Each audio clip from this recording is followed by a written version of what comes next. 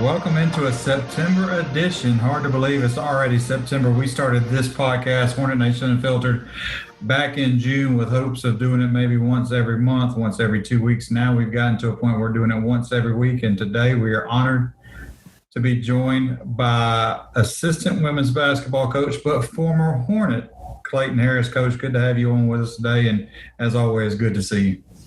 Yeah, Travis, it's always a pleasure seeing you and talk to you.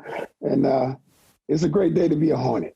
It always is. There's never a day that goes by that you can't say it. But let's dive straight in. You know, your career, people that are new to Montgomery, new to Alabama State, know you as a coach, know you as an assistant women's basketball coach. But that's not where it started. You started as a player at Alabama State, and you made some waves while you were here a little bit. And we'll talk about that 1980 season, but I'm sure you're going to bring it up right off the bat. So let's talk about some of the stuff from your playing days and just when you first got here. Why Alabama State? Well, you know, Travis, I've been a baby Hornet ever since I was in the ninth grade. My high school is the Bullock County Hornets. So, and man, my high school coach played here and went to school here also at Alabama State University. But I had various opportunities to go various places. But I guess he had kind of like embedded it in me throughout my career at Bullock County because he would bring me to ball games here when I was in the 9th, 10th, 11th, and 12th grade. And then so when I got to be a senior, it was kind of like a situation like I already knew where I was going. And then, you know, being a country boy, on 45 minutes away from home, but then you got to understand that was my first journey, really staying away from home. My parents just didn't believe in you going, staying with your brother, staying with your uncle and all of that. So that was kind of like my first time ever being away from home. And I'm going to tell you, just 45 minutes away from home, it was pretty tough, you know, the first time for me. So a country boy comes to the big old city of Montgomery, Alabama. We'll just say it like that. People that know Montgomery is not that big, but let's talk about just coming to campus, something a little different. Well, yeah, you know, coming to Alabama State, you know, and just being around a college campus and a college atmosphere, you know, it was kind of different. But, you know, I had been planning on this time for a long time because as I gotten better and better playing basketball, I had no idea that I was going to be as good as I was to make a college team. But then, you know, as the time went on and on, you know, my high school coach, you know, former player and all that. So he taught me the ropes and taught me some things that I should look out for prior to coming here. You know, so I prepared but one thing I always did, I worked hard. And I think that's what got me here more so than my talent a lot because I worked so hard and then I outworked people. And that's how I really succeeded and got to the point where I am today. You know, you use the words work hard and talent. I'd be remiss if I didn't jump to 2020 and ask this question because it's basically prodded into asking this. There's two coaches on this campus that wanted me to remind you of something and see if we could get you to dispel the rumors. A Nook is still challenging you in a tennis match, just FYI. And okay. And Coach Chapman decided to want me to ask you about the game he beat you in basketball. And then we'll get back to Clayton Harris back in the 70s and 80s. But I had to break away because if I didn't, I would forget. But, you know, there's been a lot of talk about this tennis match between you and Anook. And somehow I got involved in this about 8 months ago. And I'm still trying to figure out how I got involved in it. But then Coach Chapman brought up this week about the basketball game. Well, you know, it's a situation, you know, after you've played somebody for about 1 million times and they beat you one time, they always talk about the one time that they beat you. So I guess I have to give Coach Chapman his credit. He beat me that one time. But you know what? After that, he would never play me again because he always want to have that he beat me the last time we played. I just wanted to make sure that was the last game you played because, you know, people have a tendency when you beat them and they've never beaten you before, they just kind of run and hide. So I just wanted to make sure about that. But, when we do the tennis match with you and Anook, we need to make sure we announce that publicly and sell tickets to the event. I think that'll be, with you two on the court, there may be a lot more talking than there is balls being hit across the net. But I guarantee you, yes, Coach Anook is the tennis coach, but he will know that he was in a match. And I'm going to leave it at that. Now, you can write the story however you want to, but Coach Anook will know that he was in a match. I can promise you that. And Coach, the reason we did that is because it's a good segue into how competitive you are, not only as a coach, but as an athlete. Let's go back to that 1978-79 year. Your last game, you lose by a point to Birmingham Southern. And the bad thing is that's the first time I've ever seen that, because we actually went back and we're working on our record book, so we get a chance to go back and pull these old schedule results. You lost 80-79 to Birmingham Southern. How much did that loss sting your junior year? Well, that was very difficult because the situation that we had the lead and they made a shot at the end, kind of like the NBA game that was played last night. Mm-hmm. They thought that they had won the game, Boston Celtics did. But then guess what happened? He threw a pass in, and the guy hit the three and win the ball game. And that was a similar situation. They come down off the break. The guy just threw the ball up there, and he made the basket. But then we went back to the other end. I could have swore we heard a whistle, and Kevin Loader got fouled. But what happened? The officials ran off the floor. And that kind of like propelled us to the following year, the year 1979-80, which was my senior year, and we vowed that we would never feel that way again. And we started working out and practicing, playing as a team, not with the coaches. As a team, we got together and we played just about every day over in what we used to call the barn, which was C.J. Dawn Arena. What now let's move to that 79-80 year. You bring up the name Kevin Loader. He goes for 755 total that year point wise. Talk about that a little bit. Well, I'm gonna tell you, Kevin Loader was an outstanding basketball player, and he was very competitive also. But now Kevin could have left and went to the NBA that year, but he decided to stay around and come back for his senior year, which I think was the right thing for him to do because his market value got even better, by staying around and playing with us for another year. Then after that, Kevin last year that he played, he was phenomenal also. But I think that we kind of like took Kevin on our wings, and some of us had to change our game to fit Kevin's game because Coach Oliver's thing was what the small forward always was his leading scorer. And that's how Coach Lewis Jackson got that thing, and we call him Coach Oliver Boy. When you go back and you look at that year, there weren't a whole lot of close games in the regular season at all. Well, during the 80 year, and I still tell people, and we have an argument with some of the former players now, but I still say that was the best team in the history of Alabama State University. Not only because we was talented, but look at our record. I don't think anybody ever won 32 games and only lost 2 in one season here at Alabama State University. And we had a lot of players that had a chance to play basketball after college that was on that team. So, and that's another reason I said that we was one of the toughest teams, probably the best team to ever play here at Alabama State. So that year, you go and play at one of the most historic places you can play at the national tournament in Kemper Arena. You basically run through everybody to get to the championship game. Then you run up against this Cameron, Oklahoma team. We've had and for the folks that are listening to this and watching this, we're going to have that game up. We're going to put it up thanks to you sending it to us because we've been searching for that thing since I've been here from January of 17. And lo and behold, you probably had it and holding it from me until January of 17 because you knew I was going to say something about you in the video. But we're going to put that game up. But I will say, before we talk about that, Coach, you do look good with a full head of hair back in that 80 championship game. Yeah, well, I'm gonna tell you, I had a head full of hair until I started coaching women's basketball.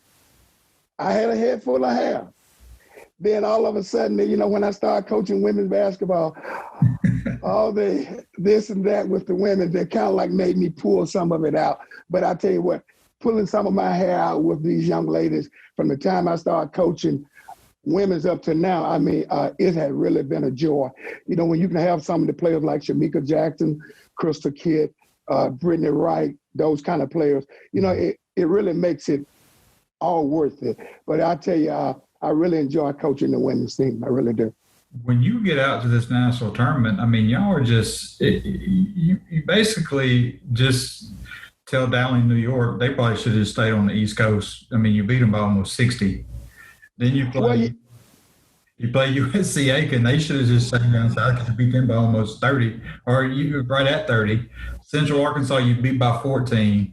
And then you get to Huron and you beat them 72-58 just to get to the championship game. I mean, when you're in the national tournament, what's the feeling as you just keep moving forward and and I'll use the terminology dismantle, because that's basically what happened in the first two games. You just dismantled two teams at the national tournament, and people are, back then are probably sitting there thinking, saying, do these teams really belong here? But at the end of the day, they deserve to get there, but that just showed the level of play that you guys are at. Well, then, yeah, and that tell you what kind of talent we had on that team and how Coach Oliver had us prepared. To be honest with you, I thought that we was on the track team. So how much running we used to do. And then these young ladies talking about 20 hours a week right now. I used to tell people, hey, we did 20 hours in 3 or 4 days, because what? If you didn't get it right, you went, ate, studied, and Coach Oliver had you back in the gym. So, we was prepared for that tournament before we got there. And the thing about it, you're talking about playing day after day there, it was just like practice for us. For us, game was fun, but practice was very hard and intense. And it was like that every day. So, and we got out there, you shake hands, they call one player from one team, one player from the other team. And then this team from down in New York, New York guys talk trash, said they go do this to us, they go run us off the court and all that. And then so I was the last one to go out. So I shook the other point guard hand and I squeezed it real tight to let him know that he was in for a long night. So that kind of like intimidated him right there. So when we came out and like you say, we jumped on them, and a lot of the other team was out there watching us and because we was ranked number 1 in the nation. So, we weren't a fluke or a joke or anything like that. So we just showed people why we was the number 1 team in the nation during that time. And one of the toughest games was when we played against Rick Mahorn. Now, one thing about Rick Mahorn, once he got to the block, we couldn't do anything with him unless we doubled down on it. But what we did, we outran him because Rick Mahorn was never in great shape. And Coach all of them told us that from the scouting report. Because, see, we didn't have film and stuff of that nature to watch them play and all that kind of stuff back in the day. But Coach Albert taught us after the first 5 minutes, the player that you are guarding, you should know everything about him. And that's how we did it. When you talk about that tournament, and let's talk about the championship game a little bit. You lose by 7, which I know walking off the floor probably wasn't a very good feeling. But again, Alabama State, and then you get mentioned with the words championship game, had to mean something special. Yes, it was. That was very special for a lot of us because the last 2 games was really televised nationally on our local station back here. And then people got a chance to see us play. And then like all the congratulatory that we got once we got back because they had seen us play. A lot of people across the country hadn't seen us play. And then they saw why we was ranked number 1 in the nation. But that championship game was very drooling and very tough. We got up. Well, matter of fact, Cameron went up on us, I think, by 20. And we cut the lead back down to about 4 and had a chance to get within 2. And then we had one of those turnover situation right there toward the end of the game. But we always said, too, it was something about that basket on that end of Kemp Arena. And we kind of like figured out what was happening on that end. it had a light shining down right up over the goal. So guess what? We shot bad in that goal the first half, but Cameron, Oklahoma shot bad in that goal the second half. So we said maybe that was what was going on with that goal. We don't know, but we tried to find some reason why we didn't shoot well that first half. And that's what kind of like got us in the hole. But we came back and had a chance still to win the ball game. So I asked you before we went on the air, I asked a question about your best teammate or your best, your favorite player. And you said, well, they're two different people. They're two different things. So let's hear it. Favorite teammate, favorite player. Well, I would say favorite player was a young man named Carlton Fortson. We call him Carl. Him and I lived about 10 miles apart. And we was rivalry like Alabama State and Tuskegee or Alabama State and Alabama A&M. In high school, that's the kind of rivalry that we had.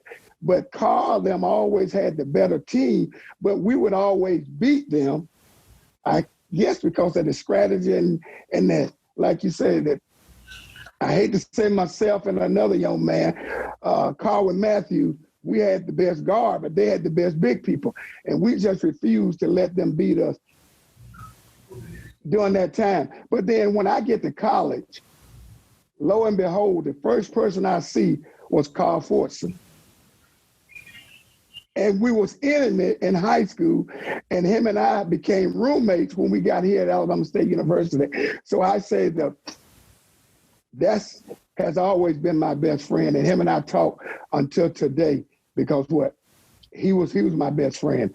But my best player during my time was Kevin Loader. I would say Kevin Loader, but a lot of people don't understand.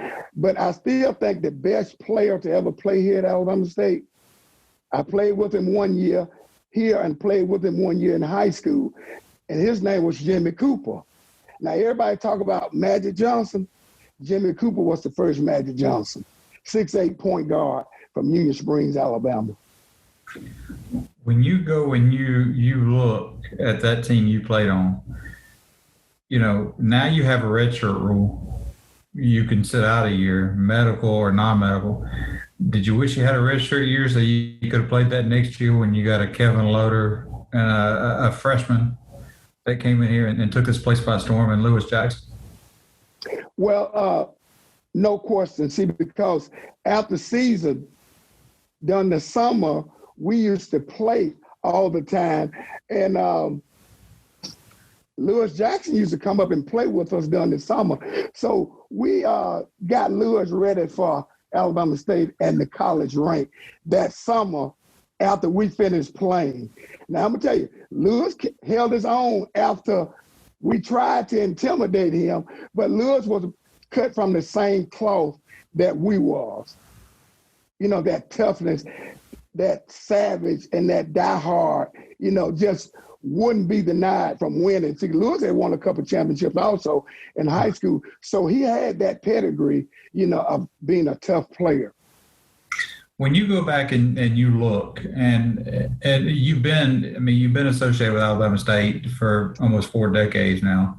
You go back and look, what does it say for Alabama State and for this basketball program to at one time have a Kevin Loader and a Lewis Jackson on the basketball team and they both get drafted? Well, that's a testament to, I would say, maybe you want to say segregation, because you can talk about AAU. Right. See, back in the day, it wasn't that much AAU where the people in the small towns was exposed to the way they are now. And then that's why some of those kind of players are still not coming to Alabama State, because they're exposed to the bigger picture now, with this AAU. But then, you're talking about people like Lewis Jackson, Steve Rogers, and then, a lot of people don't know about Terry Brooks. Terry Brooks was one of the first players to get drafted in the CPA when he came out. But back then, those kind of players always came to the HBCU. But because of AAU, it's kind of like they get exposed and decide to go other places. But I think we kind of like see the tides turning now. Some of those players are deciding to come back to Alabama State University. You know, like a player that we recruited from Pickett Hill, Mississippi, when I was on the men's team, Kirby Fortenberry. But then after he got here and played a couple of years, then Mississippi State and Ole Miss was saying, how did we miss that kid? Because AAU wasn't that big, and they didn't know about Pickett Hill, Mississippi. See, we used to recruit the small area and go places like that when I was on the men's side, and I did the same thing when I was on the ladies' side. So I've been on both sides of the boat. When you we'll come back and talk about Coach Oliver in a minute, but I want to ask you this question because I don't want to forget to ask, because I know I already know you're going to take credit because I've known you for the last 4 or 5 years, and I know where this is about to go when I ask you this question. You recruited a kid while you were on the men's side, played a couple years. Now he's making a name for himself off the basketball court. When you recruited him and you signed him, he went by the name Tahid Epps. So how much do you take credit for him now as he is known as Two Chains?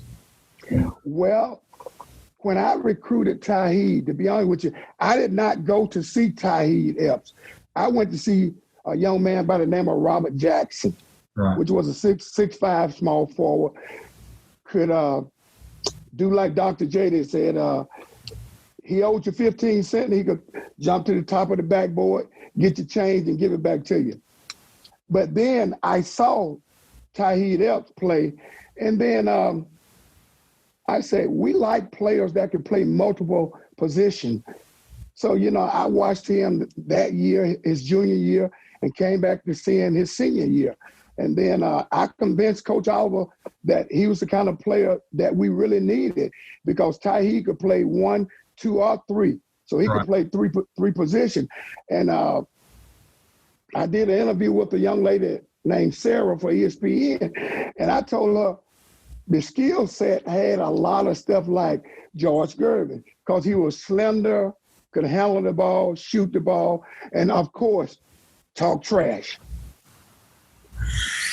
So did he improve on the talking trash here to become Two Chains, or how much did Clayton Harris, the basketball coach, play into the evolution of Two Chains? You knew I was going to ask a question. Yeah, well, you know, basketball-wise and skill set, I did a lot to help him because, you know, I coached the guards. Right. But rapping and all of that, you know, you used to hear him sing and stuff like that, but I had no idea that he would be at the place that he is now with this rapping and all of that, you know, but he's a talented young man. What is that with him going from being at Alabama State, a kid that you watched from junior year in high school, to getting here to Alabama State? What does that mean to you to be able to go back and look at that, though, and just remember that's the kid that you recruited to come play basketball? Well, you know, I guess it kind of make you feel good, you know, to see that you had something to do with him being successful in life. Because the thing about it, you know, if you're successful on the basketball court, in the classroom, you know, the way we teach, you know, you're going to be successful in life. And I tell anybody, if you can go through Coach Oliver's system, it's nothing you can't go through in life, because he challenged your mind, body, and soul when you play for him. Let's talk about Coach Oliver a little bit, because, you know, you bring up Coach Oliver and you talk about how he, you know, you ran all the time, and that's a lot of what practice was considered at the time. You know, we had Kayla Tucker on with us back about 6 or 7 weeks ago, and, you know, she said they would always pray that Coach Jackson would be in the gym for practice, because when you went there by yourself, you had this tendency to blow the whistle and just like them to run. How much did Coach Oliver's system play into Coach Harris, the basketball coach? Well, you know, a lot of people say you always take the good from your coaches. and I'll be remiss if I didn't mention the first college coach I had was Coach Floyd Lazier. Right. Now, he used to wear a stopwatch around his neck because he timed you for everything that you did. And then when Coach Oliver came, it seemed like he just added on. He was the track coach instead of a basketball coach, I thought. But then getting with Kayla Tucker them, you know, we wasn't the most talented team or the most athletic team, but what? We was the best conditioned and weight training team that was in the conference. And that's why we beat a lot of people, because we was tough and we was in shape. So, you know, and then Coach, our thing was, if you can practice for 2 hours nonstop, certainly you can do what? Play a basketball game for 40 minutes with time stopping and like that. So, you know, that's what we always try to make sure our young ladies is the best conditioned team and the most physical team in the league. All right, so I got to ask this question. So you play point guard, you coach guards on the men's side, but there's this certain thing that happens every time a ball gets thrown into the post. And so we're trying to figure out in our office where the word power came from. Did it start when you were a player as a point guard? Did you throw the ball into the post and start screaming power? Because I got something else after this question. So, but we have fun with it. But at the end of the day, we understand what it means. But just where did it evolve from? Is what I'm asking. Well, I think it evolved when I started coaching the women. See, now, when I was on the men's side, when we brought a young man in named Johnny Mitchell, then he started coaching the guards. So Coach Oliver kind of like rotated me to coaching the post players. And then that's why I used to get tapes on Kevin McHale, because he had great footwork and post players and things like that. But the power move came in when I started coaching women. When we first got here, started coaching the women's team, we didn't have the Crystal Kids and players like that with size. We had undersized players. So, every time they get the ball around the basket, they looking for the big post players on the other team, and then they shoot the ball up and they block it. So then one game we was playing somebody, I just jumped up and said, power. And then she powered the ball up and scored and got fouled. So ever since then, I started hollering power when they get around the basket. You can't be finesse. It has to be power. And when I say power, that means that it's a situation where we have to have a basket or a foul to get to the free throw line. So for the folks at home that don't understand how often that word comes out, what was it, 2 years ago, Coach? I told you we were keeping track of it? Yes. So for those of you at home that don't understand how often it comes out, we did have one game where we calculated 28 hours in a 40-minute game.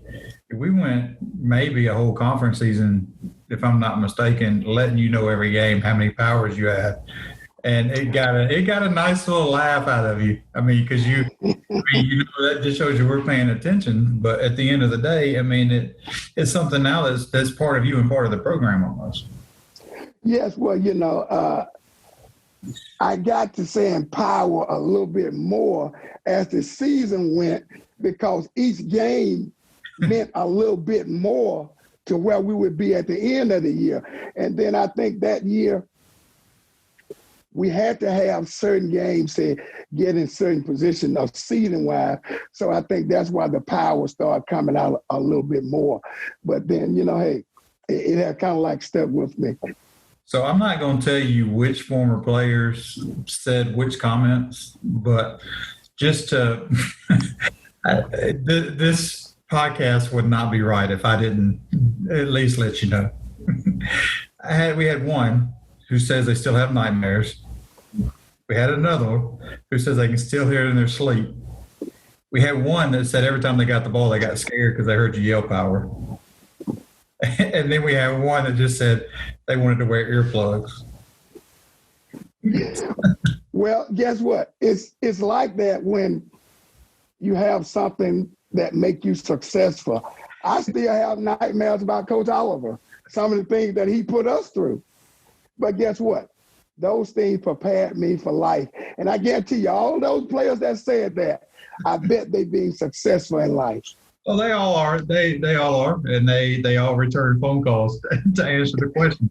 So that shows you that look, they all care about you. They loved it while they were here, and it's a fun moment because you don't have to prod them to get them to even tell you the stories. They volunteer the stories, and that's the best part about it.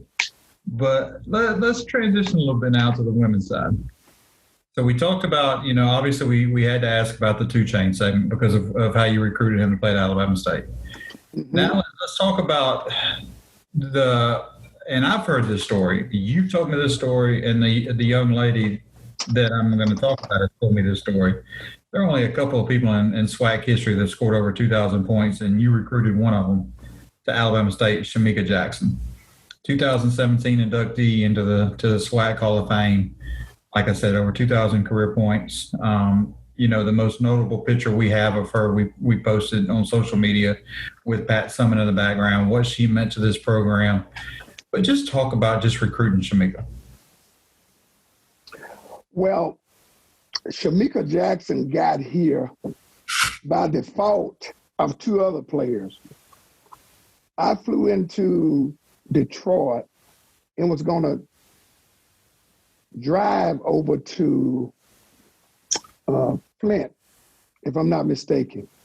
Mm-hmm. And I was going to see 2 twins play.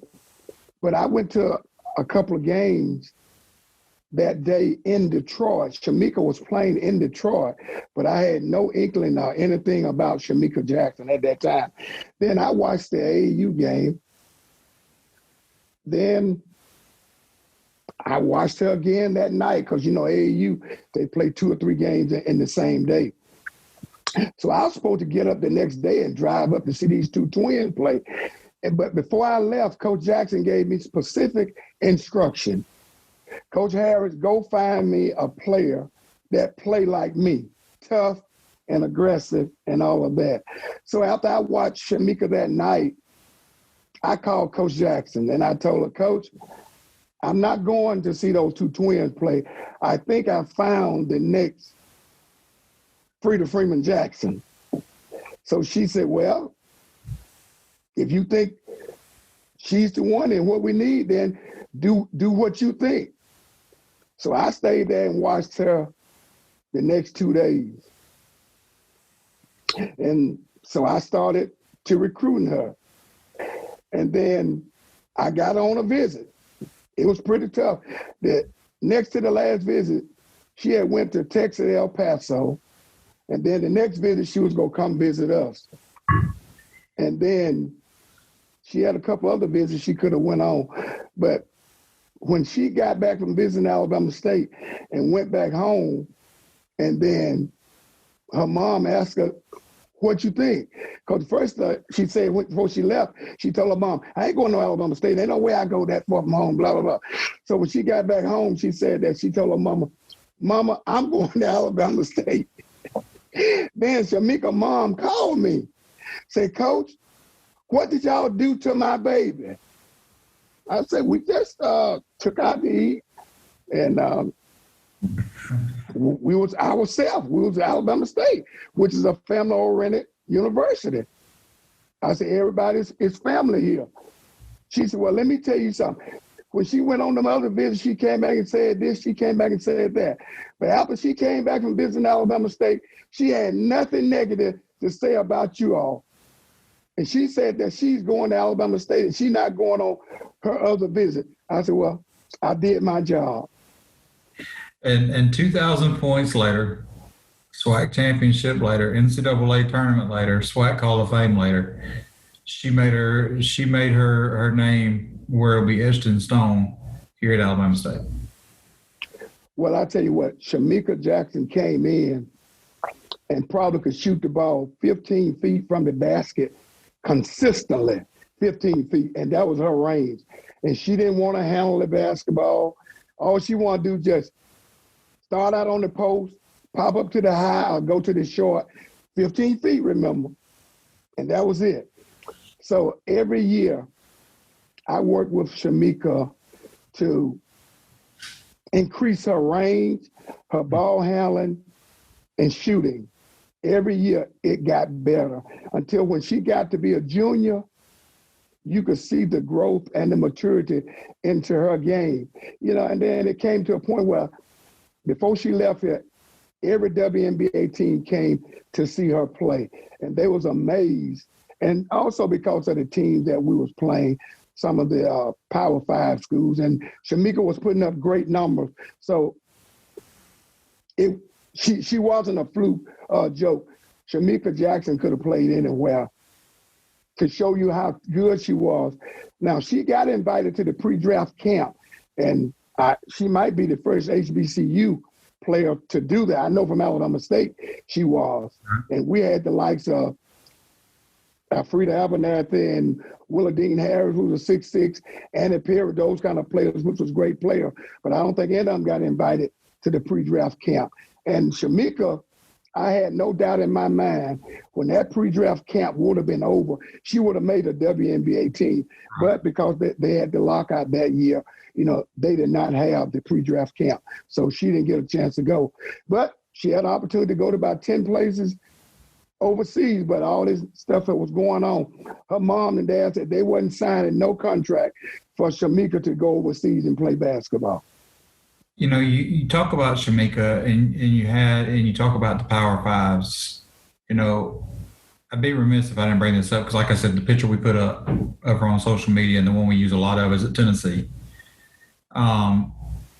If you can just take a step back out of just say game wise, being able to play at a place like that against a Pat Summitt coach team, what she meant to the sport of women's basketball. Now, granted, you played men's basketball, you coached on the men's side, but now you're on the women's side. What does that mean?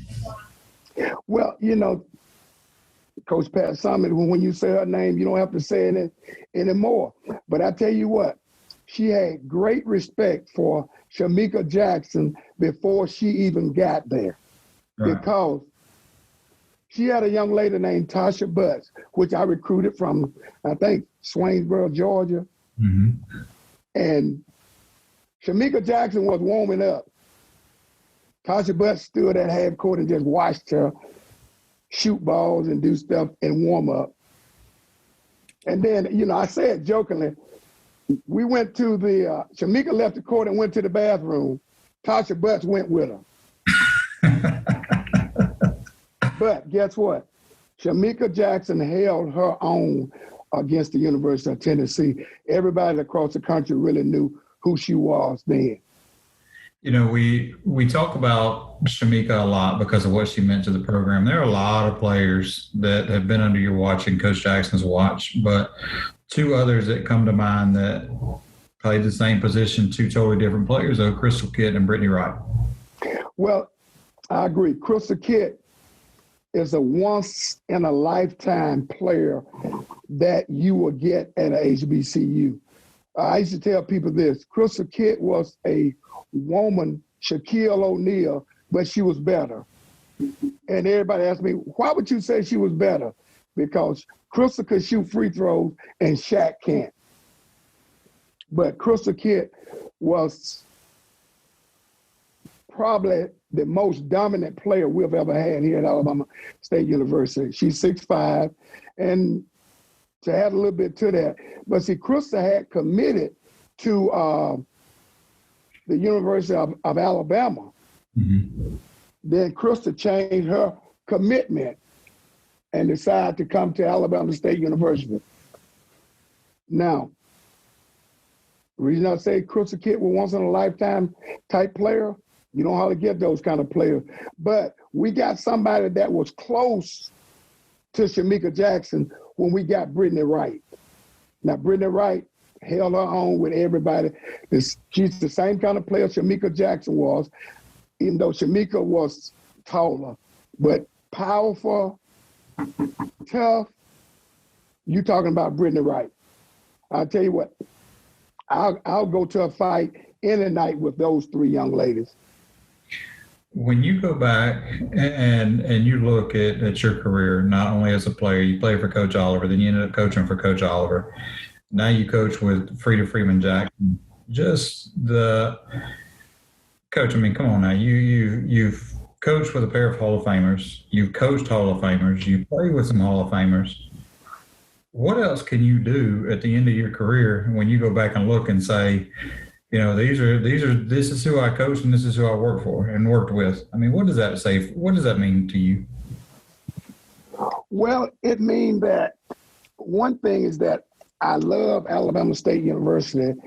That's why I've stayed here and haven't ventured out anywhere else. I've had opportunities to do that, but I love my alma mater. And then, you know, the ultimate thing is, would you have a chance to be the head coach here at Alabama State University? I had a chance when I was on the men's side. I interviewed for the job, but they still hired a Alabama State graduate. And the ultimate thing is to say that what Alabama State poured so much into my life and into my family life, you know, hey, I decided to stay here, and all my sisters and brothers have came through here. At one time, my mom had the most kids to ever go to one school, which here at Alabama State University. And it was 8 of us that came through here and got degrees from Alabama State. So Alabama State been great to my family.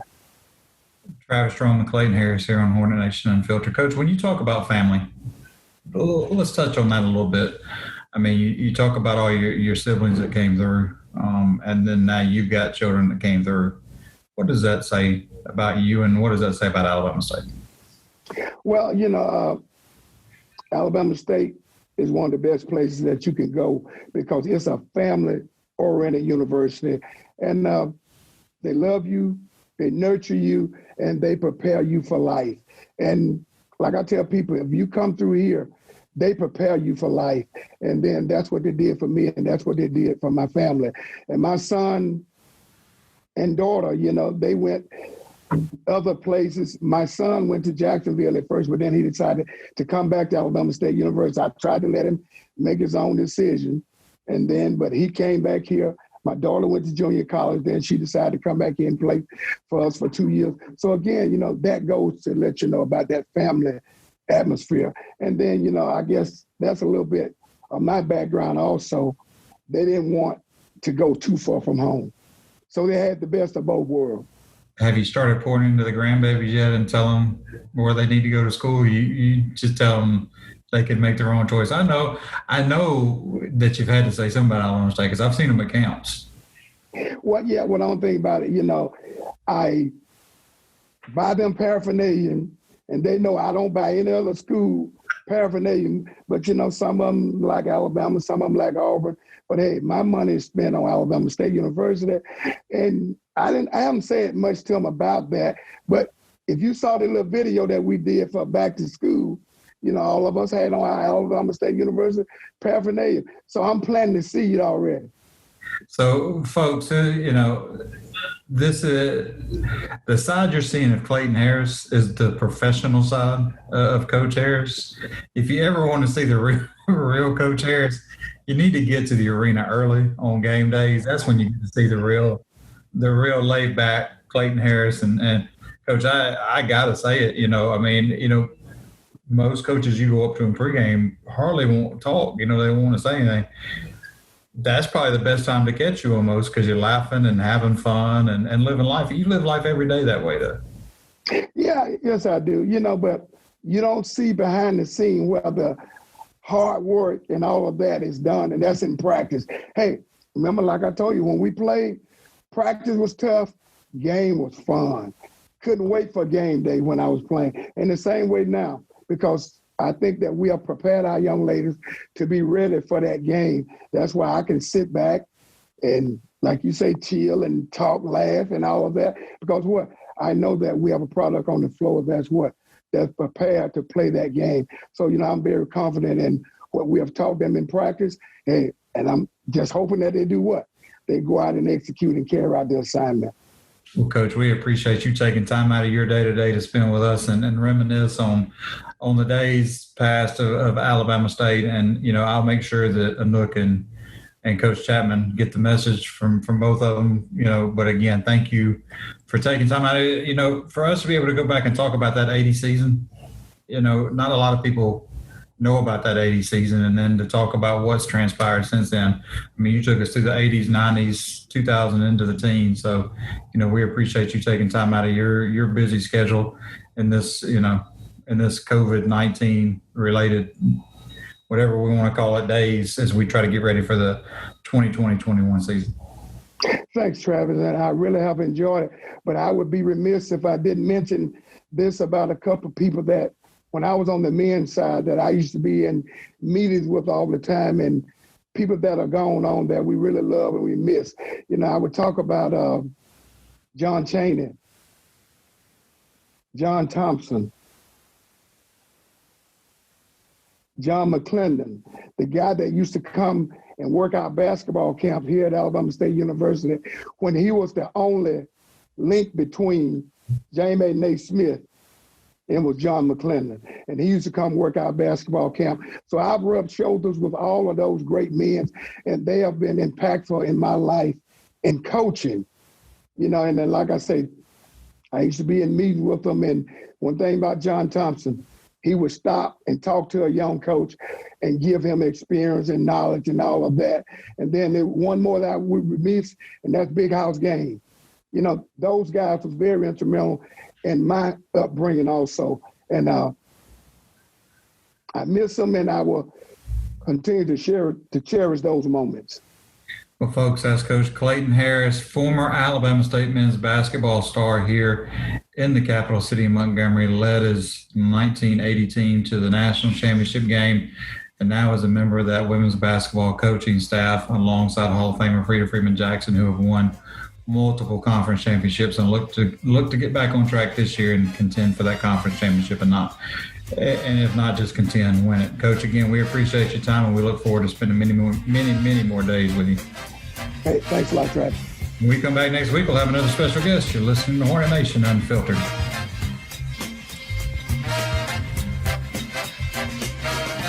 You've been listening to Hornet Nation Unfiltered. We'll be back next week with another special guest from Alabama State's past. Until next time.